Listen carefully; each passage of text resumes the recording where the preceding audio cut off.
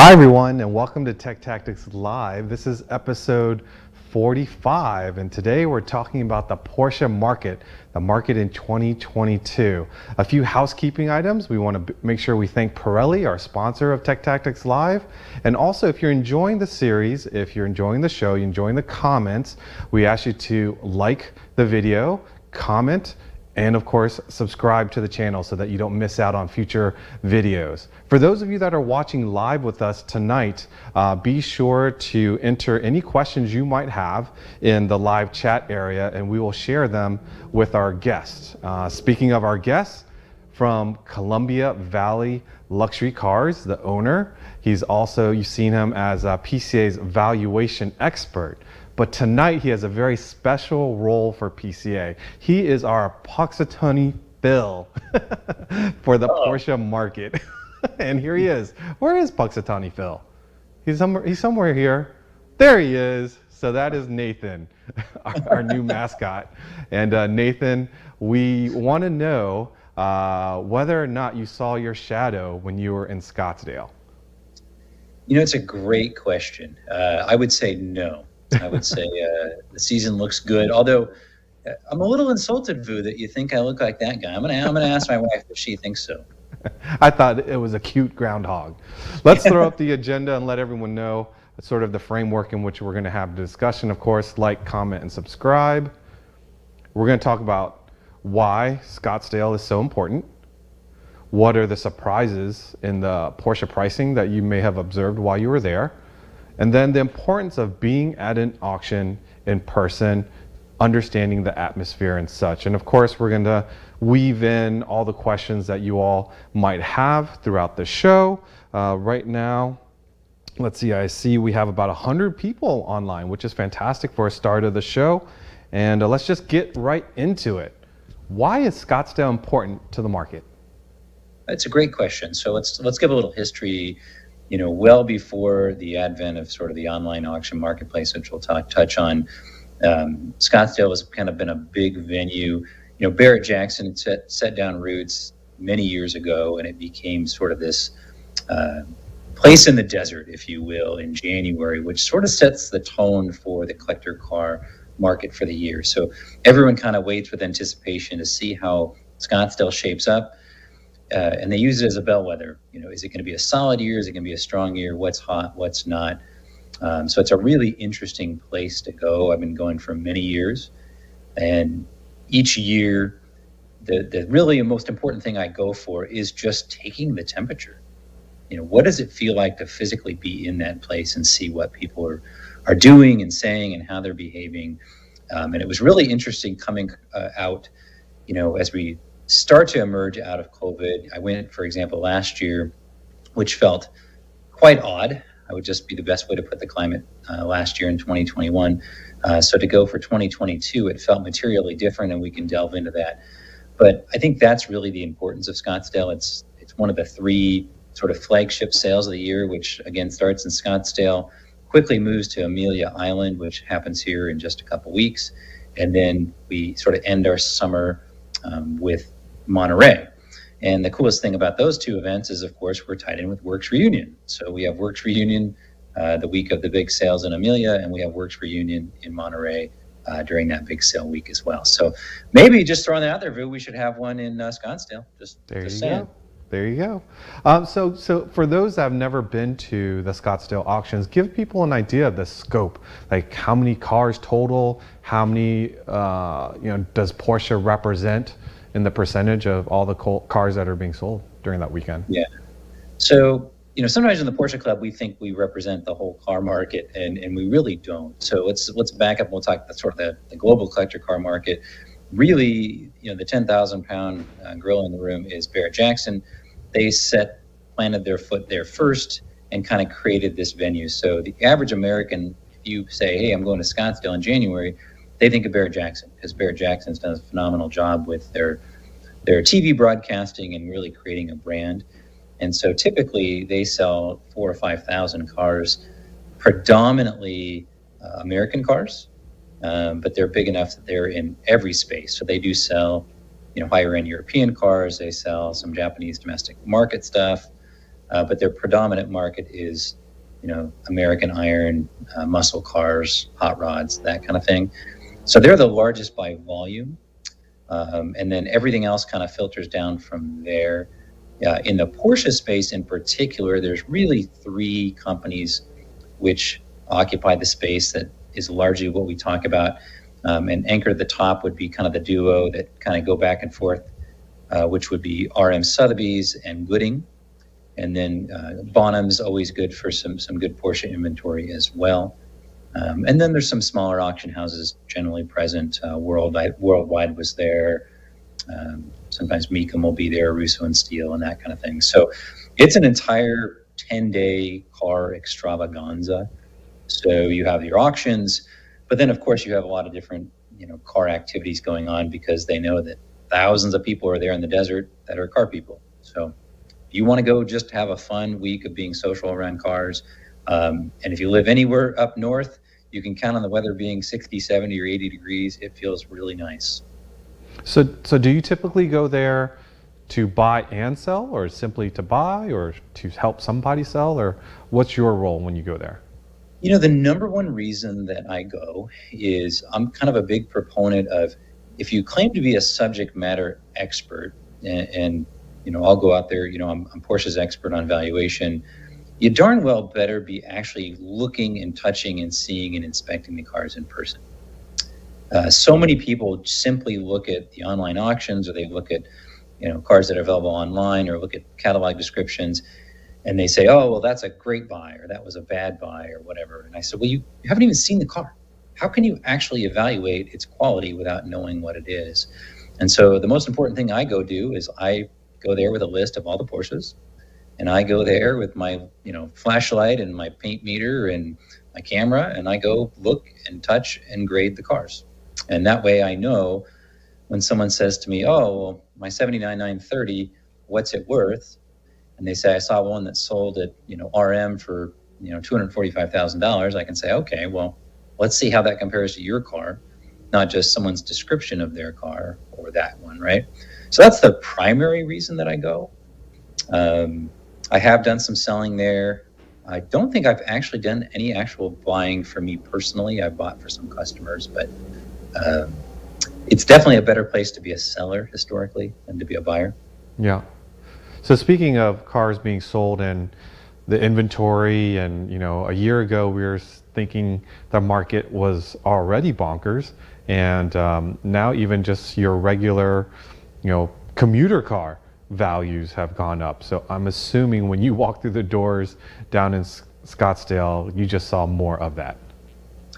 Yeah, I mean, I'd like to think that I was surprised by anything, but actually really almost nothing. Maybe one or two cars actually surprised me over the whole week. Usually there's at least a dozen cars that surprise me. And this week, I just was prepared not to be surprised. And to your point, every car is expensive right now. I mean, if you're shopping for a cheap car for your college student, what used to be a $5,000 car is now a $12,000 car. And, $40,000 pickup truck is now $70,000. So this is not just the collector car market that's kind of bonkers. It's everything right now. So before we get into the surprises that you saw at Scottsdale, probably the biggest news for Porsche fanatics is, we all know this name, and Lance Johnson chimed in here, the Felicity Ace, right? And 4,000 or so cars, and then I hear 1,200, 1,400 Porsches. In my mind, that's a lot of cars, especially new cars. Obviously, I feel bad for people that have ordered those cars and are waiting for them, but people are wondering, does that volume of cars, will it have an effect on the pricing of the market? Yeah, well, that's a great question. First and foremost, this is just a personal value statement I'm going to start with, is that cars, particularly new cars, can always be replaced. I think the important part is that, all the crew got off safely and there wasn't a major tragedy involved. So absolutely, I'm thrilled about that. I think, certainly in a typical year, the loss of 1,100 Porsches would be notable. In this year, it's really difficult because they've already struggled so much to get new cars out due to supply chain type disruptions. And so They're already behind. Demand is already high. And so how are they going to solve this problem? One thing I can tell you with confidence is that Porsche as a company values their customers, and they will do their absolute best to serve their customers and solve sort of an unfortunate situation. But yeah, I mean, we're going to be talking about this in 20 years. Someone's going to have their 2022, name your type Porsche, and they'll be bragging about the fact that, well, mine was the last one before the sinking, or mine was the first one built after the fire, right? And there'll be a lower production number of 22. So that's just the reality of it. Yeah. So let's talk about surprises that you had. I think you made a statement when we were talking, I think last night or the other day, about how strong, I believe, across the board, all the cars at Scottsdale performed. Is that true?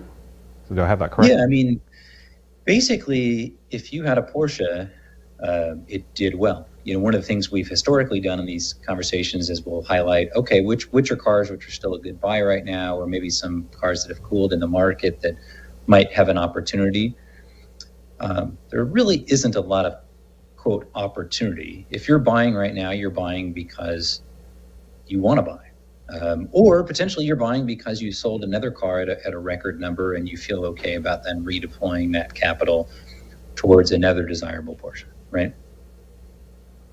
So let's pull up, speaking of surprise, I think we have some photos of various cars, a very much talked about 993. I believe it's a Venturing Green.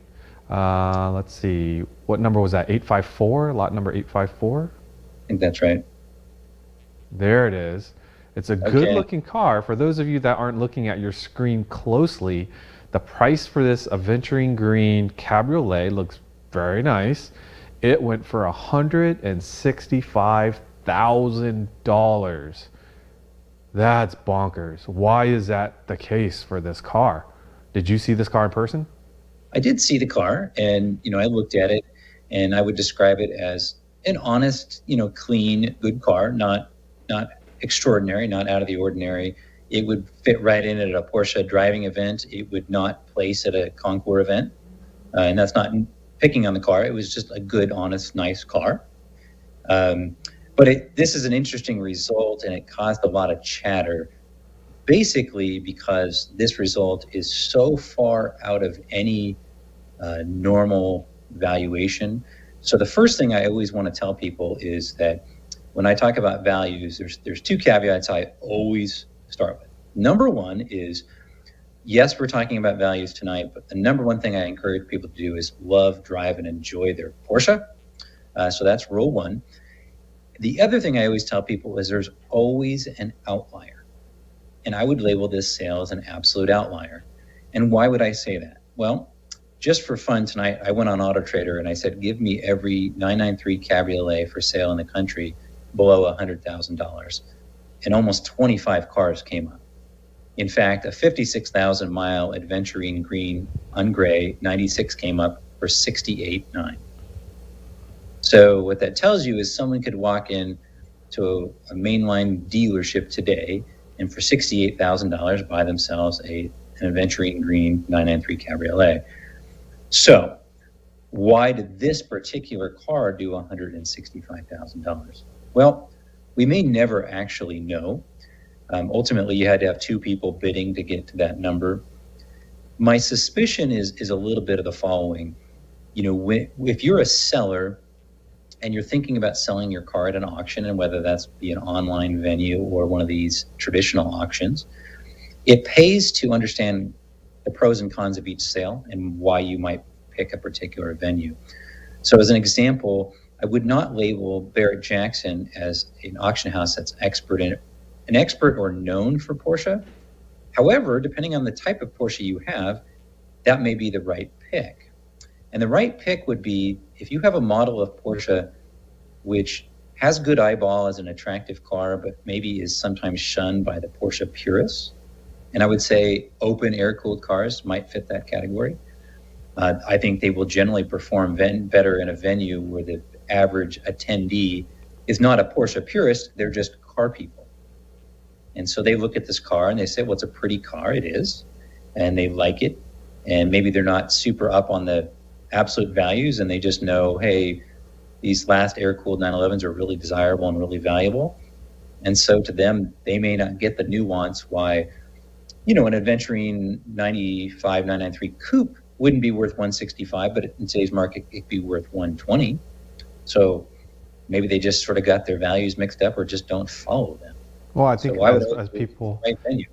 people often say, like, the stars aligned for that car. Whoever that final bidder was, maybe they've known of these buzzwords of last air cooled. They knew 993. Then aventurine green is kind of a rare color, so they see it in a rare hue. They happen to like cabriolets as well, and if it's clean, as you said, to most people's eyes. And perhaps they had the funds that $165,000 is not a whole lot of money to them, that this seemed like it was a good deal to them. Yeah. Well, and there's always outlier factors that we're never aware of. I mean, there was a car sold on Bring a Trailer not too long ago that was a similar, not quite as extreme as this, but brought a number that everyone was shocked by. But it turns out that the bidder, and he announced this after he won the car, and it was a neat story. He said, my dad used to own this car, and I took my wife on our first date in this car. And he says, I would have paid anything to have it. Yeah. So he just said, I wasn't stopping bidding until I was out of money. Till I go home with that car. To him, he paid a fair value because he got what he wanted, right? So let's take a look at another lot here. I'm a huge 356 fan. Let's look at lot 151.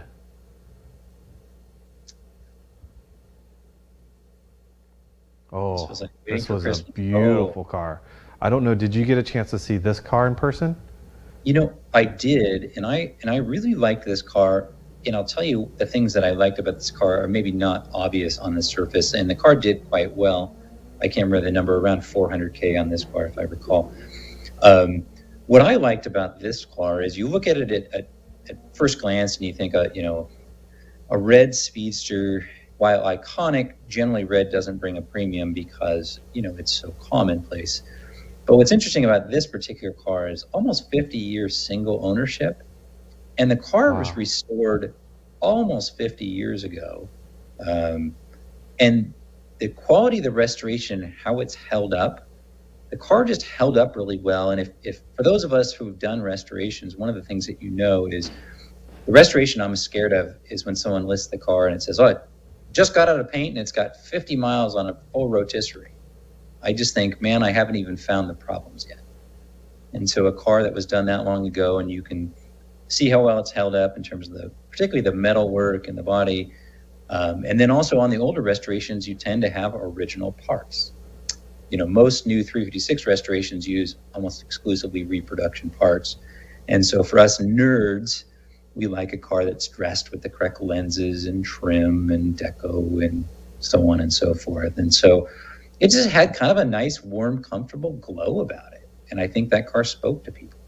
So that's kind of my summary on that one. Yeah, that's a gorgeous car. So you think, I know you don't have an exact crystal ball in front of you, but for those that are chasing the 356 dream, is it either you catch up to it sooner than later so it doesn't get more expensive, or is there a slight chance somehow, sometime where the prices of 356s, I won't say speedsters because I think they're also in a kind of their own category, but will they drop at some point so that some mortals can purchase them?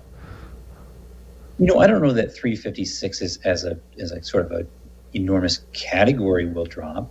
I think certain models and certain cars within that category will, as tastes change. For the last 20 years, every quote expert and person talking around the water coolers had the same exact story, which is basically like, look, the average person who owns a 356 is 70, 80, 90 years old. They're going to move on to the next phase of life, and the person standing behind them won't be interested. It's not their generation. And what we found is that's just flat wrong. The demand for 356 is as good as it's ever been. Mm-hmm. But what I can say is the preferences for what 356 is has changed. And so if you're looking for a value in the 356 market right now, you look for a car that was prized by the previous generation that's not as prized by the current generation. So what do I mean by that? Well, the cars that are not as prized are what I call the tweener car. They're not world class, so they're not being scooped up by the collector, but they've got nice chrome and they've got, pretty straight panels, and they're pretty correct. They're pretty original. Well, the younger person, and they might be open, isn't interested. So, for example, take a 63B Cabriolet, a non-super that's restored and, it's red over black and it's shiny and it's pretty nice. The 32-year-old tech money hipster doesn't want that car. It doesn't photo well on Instagram. He'd actually rather have it really tatty, with bad paint and some cool stickers from Lake Tahoe 1968 in the back window, right? So there's some bias to be had there. So you had mentioned that when we were talking about valuation last year, sort of the barn find phenomenon, where some, like as you said, ratty tatty 356 was bringing in money near very nice ones. Did you see a lot of those types of examples at the auction this year, or? There weren't a ton of barn finds this year, and I'm actually hoping that's predictive of a new trend. I mean, I think that's getting a little played out, particularly because a lot of the ones that came to these traditional auctions were, I'd be willing to stake my life, faked. For those of us who have drug old cars out of garages and barns, when you move them around a shop and you do all that stuff, all the dust mostly comes off. And some of them had such a perfect layer of dust that you're like, really? Come on. I mean, you almost couldn't get the car rolling and up onto a rollback without taking most of that off. And so really about the only one we saw is, I believe it was Gooding sold a 57 Speedster for around $2.25. That was a barn find. And I think that car slightly underperformed what maybe it would have a couple years ago. Although I still would argue you couldn't have ever spent the additional $175 and made that one for $225 as good as this one that sold for $400. Right, so. Right. Let's pull up lot number 73. And I thought this was an interesting car. This was, I believe, a 78 930. Good looking car. Oh yeah. One of my buddy's favorite color, white. Yeah. No, it's a great car. This car was actually one of my favorite cars at Bonham's. Oh. Because it was just an honest car, right around 100,000 mile car. And it just felt authentic. I could certainly do without the highly polished wheels, but that's nevertheless. It looked nice. I mean, it was a car you could tell was well liked, and it wasn't what I call tarted up for sale. They kind of let it be what it was. This was, probably I'd call it a condition, maybe 3-. A car you could just jump in and use and enjoy. And it felt maybe like how 930s were 15 years ago before they became a really hot property. So I liked its honesty. I thought it was a good car. Yeah, and I think, what was the sale price? I think 130 or something like that. Yeah, which, like, it's strange to me to think that seemed reasonable to me. I mean, I know it's over, it's still a 6-figure number. It's 30,000 over 100, or 34,000 over 100. But why does that seem reasonable to me now, when 5 years ago I don't know that we would have been anywhere near that? Well, it's reasonable because let's say you had a nice, honest, good, white on brown 911 SC in today's market. If this caliber, it would do 85. So the delta is not that big. And if you had a later impact bumper car like a G50 coupe in today's market, those are regularly selling in the 100 to 125 range. So all of a sudden a 79 930 doesn't look too out of whack at 134 by comparison.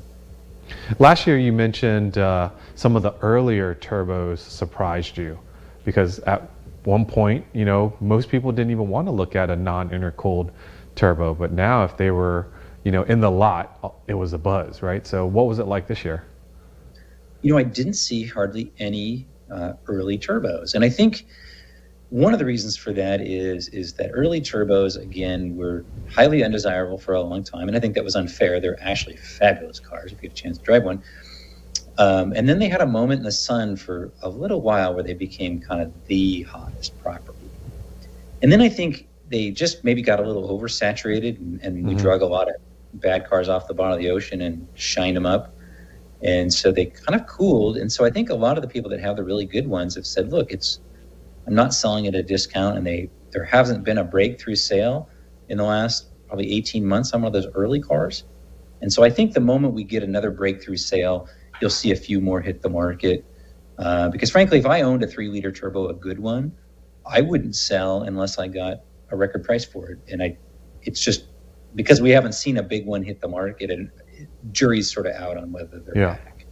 I think they should be. But let's take a look at lot number 9, please. This is a very good-looking car. Like it's like Wheel of Fortune, and I can't even know what we're going to pull up. This is I know. fun. I'm just throwing them at you, surprising you. Lot 9. Look at that. There you go. Yeah. Cars at Gooding. Yeah. Yes. Did you see this one? That's a good-looking car. Most of my friends will make fun of me because I have a car of similar shape. Yeah. Not put together, and they're always asking me when I'm going to get mine done. But when I saw this one, I just naturally gravitated towards it. You know a little bit about this one? I do. So this is an interesting one. So I think one of the things that bears discussing is that there was a change in format for Gooding. So obviously with COVID, every one of these auction houses was trying to, see into the future and what was going to happen in Scottsdale, and it was a little bit murky still. And you have to make these decisions well ahead of time. And so Gooding went a different path than the other auction houses, and they did a hybrid sale, meaning that they actually had the cars there at their venue, and you could go inspect and preview them, but the actual auction was an online auction that lasted over the course of the week. So it had a more feel like a online auction, but you could actually go inspect the cars. I mean, in some ways, I think that's a pretty cool model. If I were a guessing person, I think a few of these cars suffered a little bit for that, because anytime you have something new, it just creates a little bit of anxiety in the market. And so I think overall Gooding did fine, but I think this car I would label this car probably a buy, not an unbelievable buy. It had a little bit of edge here and there to it, but I still think it sold a little bit light. And I think if I had to pinpoint a reason, I would say that sale format is just a little bit, you just didn't get the level of energy you get in a live sale. And they don't get the same amount of online traction, action as some of the bigger online auction houses do. Okay. Well, the next one I'm going to throw at you, I'm kind of going to go to the other end of the spectrum. Lot 1552, a Cayenne, but a very special, interesting Cayenne. And this is what I would say is sort of a upcoming trend. That photo you see there just looks like a regular old Cayenne, maybe a GTS, but then there you go. Then you see the whole package. That's pretty wild. And we're starting to see a number of these at our events. How did this car, how was it received at the auction? This is an interesting one because this is a 08 Cayenne GTS automatic. And right now, the hottest property for early Cayenne is GTS manuals. Nowhere near the activity on GTS manuals. But this seller took a risk. The one thing about Barrett-Jackson is all their cars are no reserve. So they took a risk and built this car out. Because if you had this, I think it was around a 100,000 mile car. In today's market, a 100,000 mile 08 Cayenne GTS is a, lowish 20s kind of car, right? And I think this sold for 55, if I recall correctly. So this person made a strong pivot. They basically saw, okay, what do people like in the market? They made it very cool. It's very photogenic. I didn't really inspect it. I didn't really make an assessment. Did it come with all that stuff? Like, was all that stuff on it when it was presented? It was set up that way, so I would assume so. Like canoe conveys, fuel cans convey. I mean, who knows, right? But it certainly was attention grabbing, and I think that's the whole thing. And you got to remember, sometimes at an online auction, particularly on the lower end, 55 is on the lower end of what a lot of the sales are happening. So it feels kind of frivolous to someone. Not that $55,000 is a frivolous amount of money, but in that venue, it can feel that way. And so it seemed fun and lighthearted, and I think again it was a solid move for the seller to pivot and build that car and then put it there. I didn't realize that they were all at no reserve. I mean, that Yeah. you have to have some level of confidence of picking a 20 some $1,000 vehicle, dumping a good amount of product and labor and time and money into it, and hoping that it's going to come out on the positive on the other end. Yeah, and I think that does, the one piece of advice I would give anyone watching this presentation is, if you're thinking about picking an auction, whether again be online or one of these, it does behoove you to speak to someone who understands the lay of the land, because I would argue this was a perfectly placed product there. But I also oftentimes see cars, and it kind of breaks my heart, because I think the seller simply picked the wrong venue and they were ill-advised, and they would have done much better to pick, a different venue.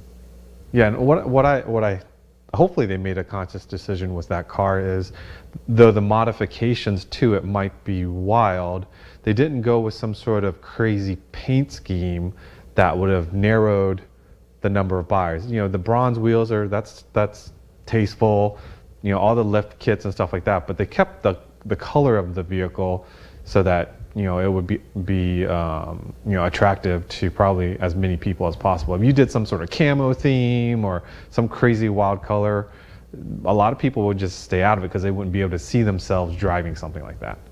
Oh, totally. I mean, even if someone bought this and once you lose a couple of the accessories on the roof rack and tone down a couple things, it could blend just like any other SUV in the school carpool line. So I think they perfectly hit the right niche on this one.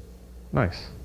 So the next one I'm going to throw at you, it is the model that we are featuring at Works Reunion this year, and that is a 996. So if we could go to lot 1551.1. Do you know what this one is? Do you remember this one? It's a 2004 911 C4S Cabriolet. Oh, okay. Yeah. This is an interesting car. I didn't get a chance to look at it in great detail. I did walk around it. It's a fairly low mileage car. I want to say 14,000 mile car. And it did, high 40s VU, something like that? Yeah. Which is an interesting one because it didn't undersell and it didn't oversell. I mean, it did right about market correct. And again, I didn't study this car well enough to really come to a conclusion.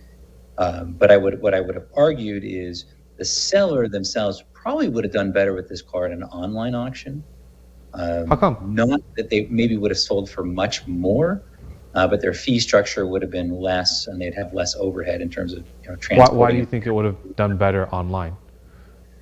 Well, I think if you listed this car on one of the bigger online auction venues, I think it probably would have done a very similar, maybe a slightly more, maybe a low 50s number. But you got to remember the number that they're showing there, VU, is after buyer commission. So at Barrett, you essentially take 20% of that number. Oh. And that's what the seller would have netted, plus their fees to Barrett Jackson. So they would have paid, just for simple math, call it around $10,000 less, or netted about 10 grand less than this. They would have netted 36, maybe 37 on that sale. Whereas the online auction format, the fee is paid by the buyer. It's only typically around $100 to list. And so, had that car done $50,000 on something like Bring a Trailer, the seller would have netted essentially 50, not 37. So yeah, that I think could have done better in a different environment. The only caveat being I didn't inspect it close enough to know if there was some big wow that would have maybe ruled out selling it online. Mm-hmm. Okay, well, let's pause on throwing cars at you and take a few questions from our viewers tonight. This one is from Jeff Lehman. 2 questions. Question number 1, how will the Arizona auction stand up to BAT and others over time? That's question number 1. And then question number 2 is, are the Arizona auctions worth the travel, buyer's premium, and shipping hassle for non-rare cars? Oh, those are great questions. So we'll try to handle these separately.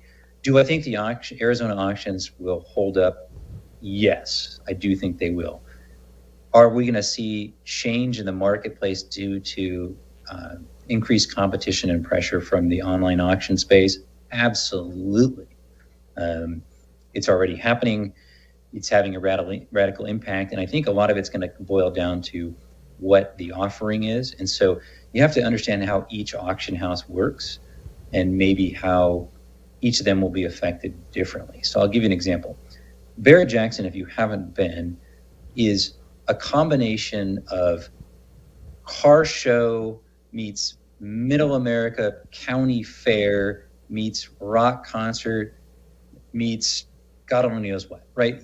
It's an experience. It's 90% entertainment. And so the majority of the people that attend Barrett-Jackson will never buy a car there, right? Barrett-Jackson makes money because, I mean, you can buy a hot tub there if you want. You can buy bad Western art, and you can buy the 3-pound turkey leg, right? It's a cultural phenomena. And so many people like to go because it's just something fun to do. And so I think, frankly, they are well positioned to do just fine, because that's, an online auction is very interesting, but it's not a cultural experience. It's not a vacation, right? So I think they will do just fine. I think your auctions that are going to struggle the most are the ones where their specialty was lower end cars, at lower values. Well, for those kind of cars, if you're selling your typical $10,000 to $40,000 or $50,000 car, and you live in Omaha, you're generally much better to sell it online because you have no transport costs. You have more immediacy. You can list the car almost, within a few days or a few weeks, depending on the online format. You don't have to ship it and have it out of your control, and the fee structure is lower.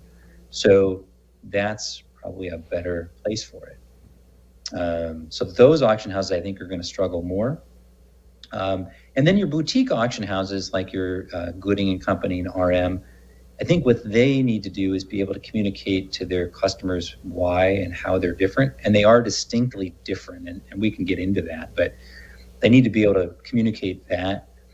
And I think for some really high dollar cars, I think the value proposition is the ability to actually see the car in person. Mm-hmm. I think that's a huge value add. So that's the first question. And then the second one, what was the second part of the question, Vu? The second part was, are the auctions worth the travel, the buyer's premium, and shipping for non-rare cars? Oh, okay. Yeah. So we kind of talked about that. Covered it. Yep. What I would tell PCA members is the auctions are, if you've never been and you're just looking for something fun to go do, they're absolutely worth going to, because again, the auctions sort of set the stage, but because there's literally thousands of, car aficionados in town, there's just so much going on just in the general car space. It's just a fun week to be there. So that, to me, makes it worthwhile. I'm curious about the seller's experience. Again, those that know me, I have issues where I don't let go of things very well. And if you're asking me to sell a car, is it easier to take photos and submit it to an online auction, or is it easier to take photos or take my car to a live auction? Like, what's the advantages, disadvantages of each from a seller's perspective, other than the commission? Yeah.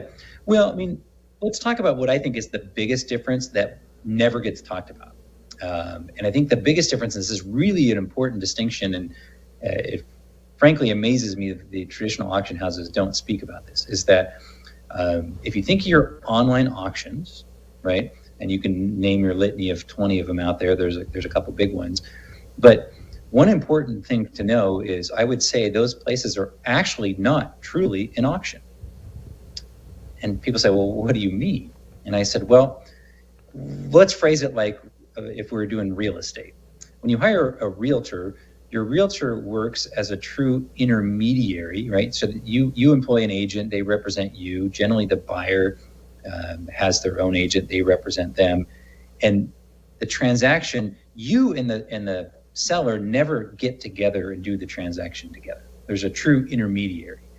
And that's what happens in a true auction house. So let's say you have your car, a Porsche, and it sells at Gooding and Company's. So whenever that high bidder wins at the auction, what happens is Gooding buys the car from you. They take the title, you get paid, you never meet who the buyer is. And then Gooding turns around and collects payment, does all the title work, and then sells it to them. So there's a true intermediary, right? Well, that's important for a couple of reasons. And whereas the online auction houses, what happens is when your car sells, the only thing that happens is you get an email and it says, congratulations, Vu, you sold a car. Your high bidder is Nathan Merz. Here is his email and his phone number. Good luck. Yeah. So you still have to conduct the transaction. Yeah. And this is the thing no one ever talks about, but they're out. They already get their 5%. The buyer basically paid 5% on their credit card.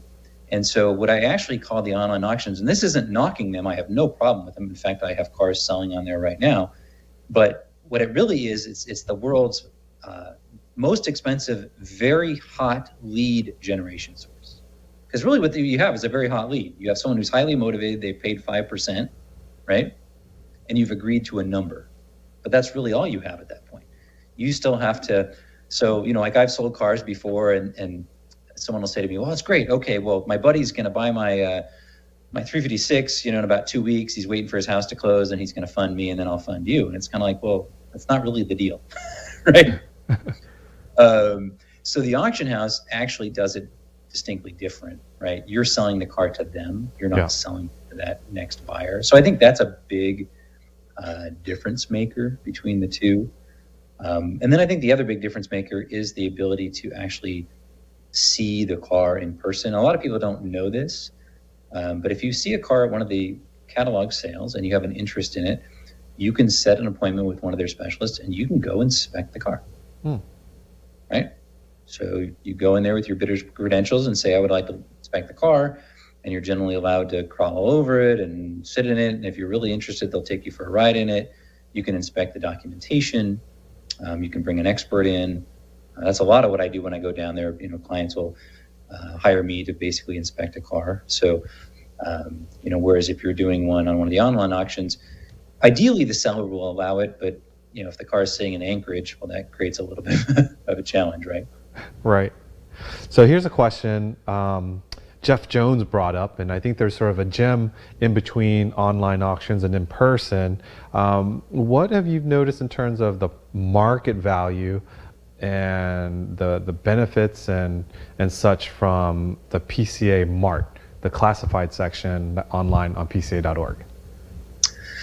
Yeah, so I'm a big fan of PCA Mart. I always want to make a distinction too, because there's always a lot of confusion. A lot of people mistakenly think P-Car Market, which is an online auction, is affiliated with Porsche or the Porsche Club. They're an advertiser, but it's a distinctly different offering, and there's a little bit of confusion in the lingo, so I just mentioned that. But the Mart itself is great because it's something you get as a member of the club, and by default, if someone's listing on there, they have to be a club member. And that doesn't mean they're a better person, but it's a little bit of a selection criteria. I like to buy from someone I know that shares kind of a similar level of passion or enthusiasm. So, I know I've probably bought and sold a bunch of cars over the years, in the PCA Mart. In fact, I think the last car I bought off there was that 996 that I used for Tech Tactics East just before. No. You bought that Boxster. Oh, you're right. I did. I bought a Boxster. You're right. I buy so many cars, you don't even remember them. Yeah. I bought a car to take. This is funny. My 928 I wasn't done, and I thought, well, I'm not going to miss Treffin, so I bought a car on Mart simply to go to an event. It was a great car, too. It was a hot-rodded, 3.6 Boxster, right? I still have it. Yeah, it's a great car. Cool. All right, here we're gonna have some predictions here.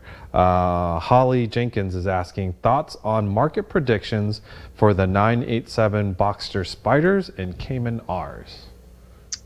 Okay, well, I always have to put a little caveat out here. I own one, and so I have a particular passion. In fact, if you will tout the PCA's YouTube channel, I did a comparison video of a 987 Spider versus the 981 Spider. And so I personally love the 987 Spider. I think that's one of the cars that it's right next to God or something. He himself just designed that car. It just, on paper, it's not that remarkable, but it just is the secret sauce. It's got spectacular steering. It's got just enough power. The handling balance is spectacular. I think the roof, I particularly like the roof up. I'm not a big convertible person, but I like the look of that top. And they just got it right. Oh, yeah, there's my video right there. There's me driving my car. Yeah, so Holly, I think that's a good car to buy. Production was low, 891 units. Yeah, there's my car right there. And then the Cayman R is twice as rare as the Boxster Spider was. And I also have a Cayman. I don't have a Cayman R, but I wouldn't mind one. It's maybe too similar to the Boxster Spider. But oddly enough, I'm a hardtop guy. Of the two, I actually prefer the Boxster Spider. I just love the top.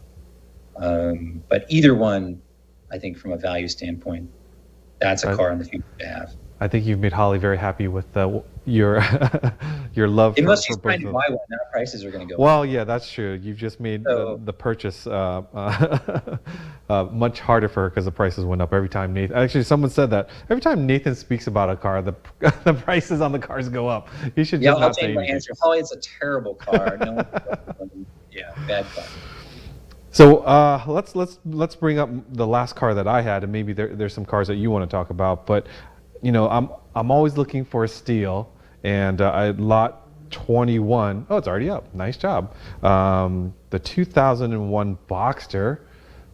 That one sold for I think 12,000 or 14,000. How much did it go for? Move over, price over. Pirelli's covering it. What's the price? Robert, can you move it over? 12,650. Yeah. Man, that seems to be a very well bought car. I didn't look at this car, so I don't really have any commentary except to say, 986 Boxster is also a great car. I think I have a video talking about 986 Boxsters as well. I have one of the S550s, as well as that hot rod one with the 3.6 shoved in it. So I like 986 Boxsters.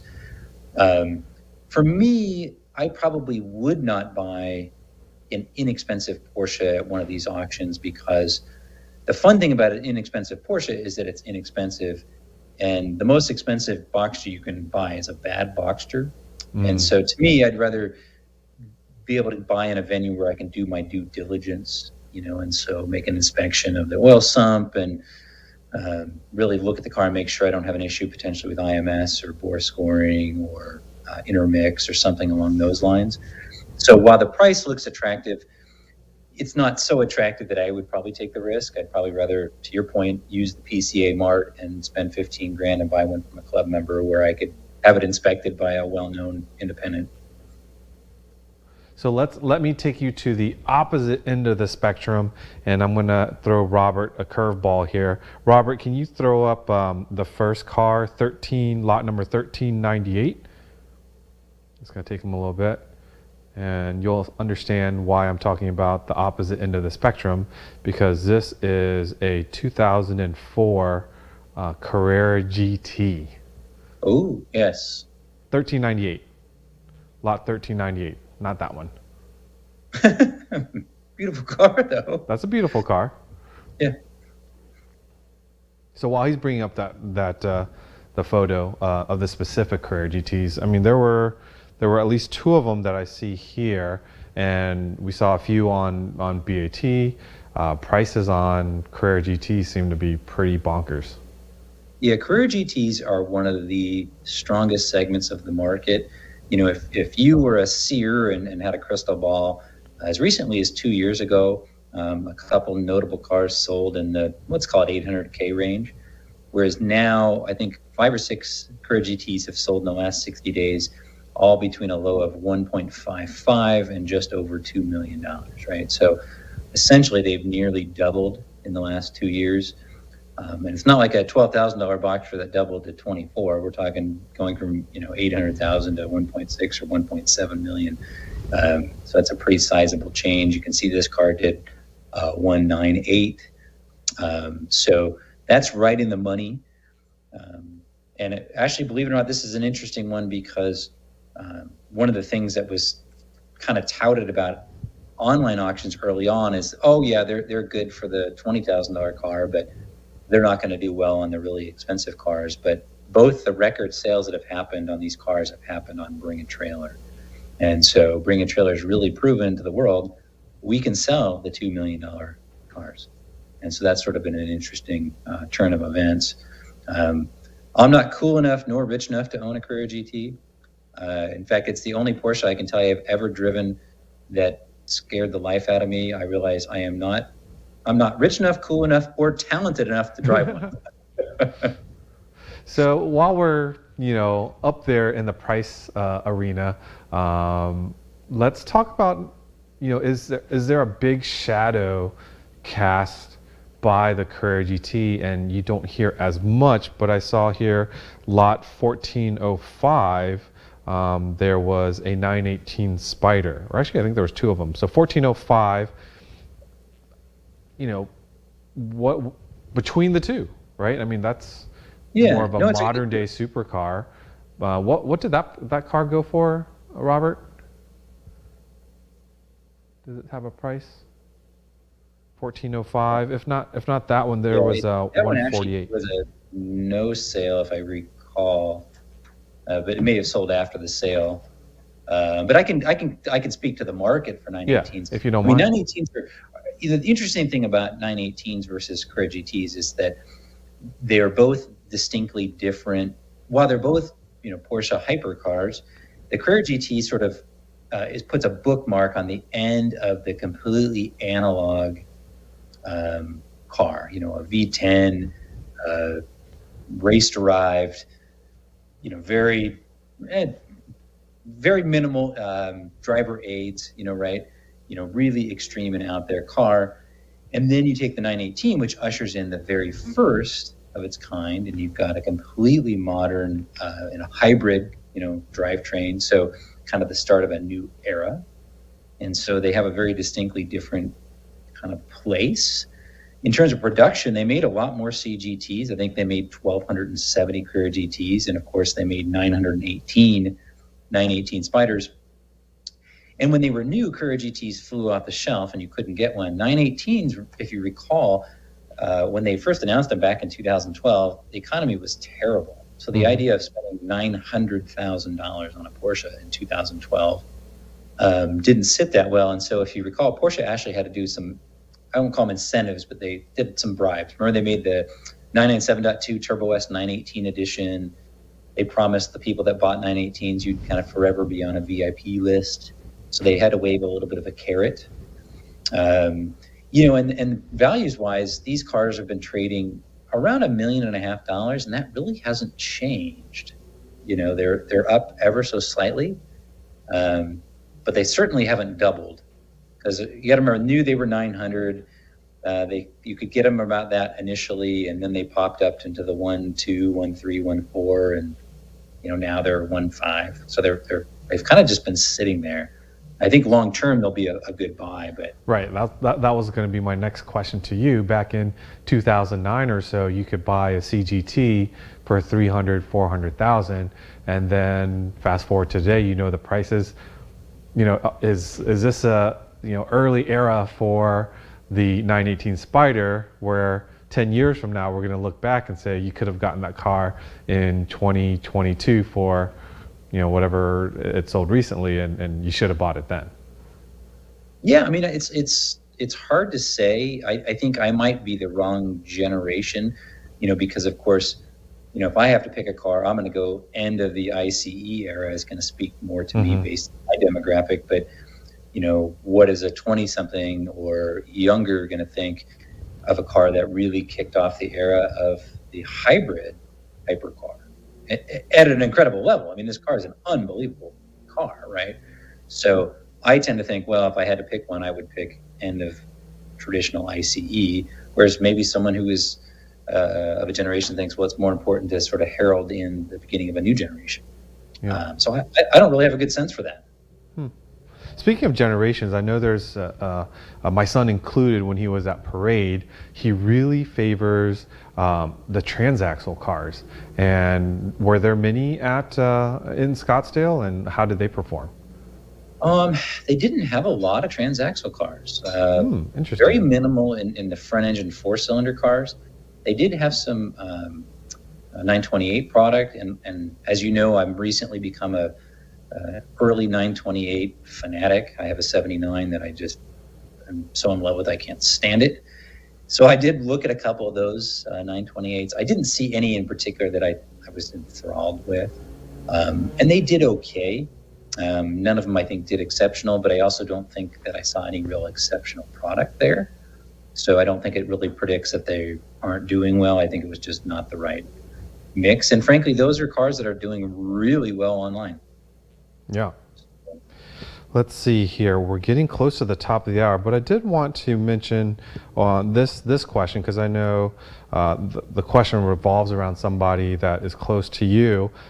Sam Toscano asked, any comments on the upcoming Mr. 993 Rudy's collection that's coming available at Amelia Island?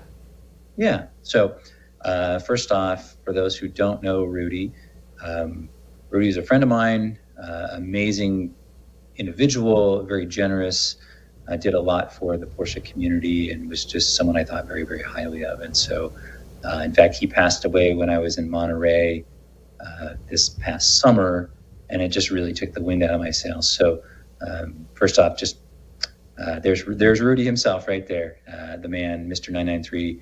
And, a lot of people questioned the decision to send their car, not all of his cars, but many of his cars to Amelia. I actually think it was a smart decision. I think right now his brand, if you want to call it that, is doing well. It's highly visible. And for those who haven't ever had to be in the situation, and I've done this quite a few times, is that when you're attempting to move or liquidate or deal with a large collection of cars, it could be a full-time job if you just sold them off one by one. And so I think this was actually a good decision. And I think these cars are going to do very well.